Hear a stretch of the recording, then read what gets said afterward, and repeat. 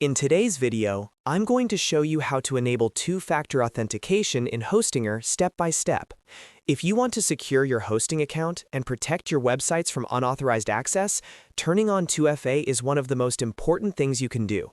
It only takes a couple of minutes, and it adds a powerful extra layer of security to your account. So let's walk through the entire process together. And if you find this helpful, make sure to hit the like button and subscribe to the channel for more simple website and hosting tutorials just like this one. Alright, let's get started. The first thing you need to do is log into your Hostinger account. Open your browser and go to hostinger.com. Then click on Login and enter your email address and password. Once you're signed in, you'll be taken to your Hostinger dashboard, also known as hPanel. This is where you manage your websites, domains, hosting settings, and account security.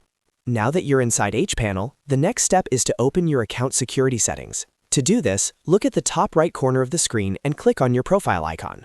When you click it, a drop-down menu will appear. From that menu, select Security. This will take you to the Account Security section where you can manage password settings and two-factor authentication. Inside the Security section, you'll see the option to enable two-factor authentication. Hostinger gives you two different methods to choose from. The first option is Authenticator app, which is the recommended method. The second option is email authentication. Let me quickly explain the difference. If you choose Authenticator app, you'll use an app like Google Authenticator, Microsoft Authenticator, or Authy on your phone. This app generates a unique 6-digit code every few seconds. When you log in, you'll enter your password as usual, and then you'll also enter the code from the app. This is more secure because the code changes constantly and is tied to your device. The email authentication option sends a verification code to your registered email address whenever you log in. While this is still more secure than using only a password, the Authenticator app method is generally safer and reliable, so I recommend choosing the Authenticator app if possible. To enable your preferred method, simply click the Enable button next to the option you want to use. If you select Authenticator app, Hostinger will display a QR code on the screen. Open your Authenticator app on your phone, tap the plus icon to add a new account, and scan the QR code shown in hPanel. Once scanned, your app will immediately start generating 6-digit codes for your Hostinger account. After scanning the QR code, Hostinger will ask you to verify the setup. Enter the current 6-digit code displayed in your Authenticator app into the verification field on your screen. Make sure you type it correctly before it expires, since the code refreshes every few seconds. Then click Confirm or Verify.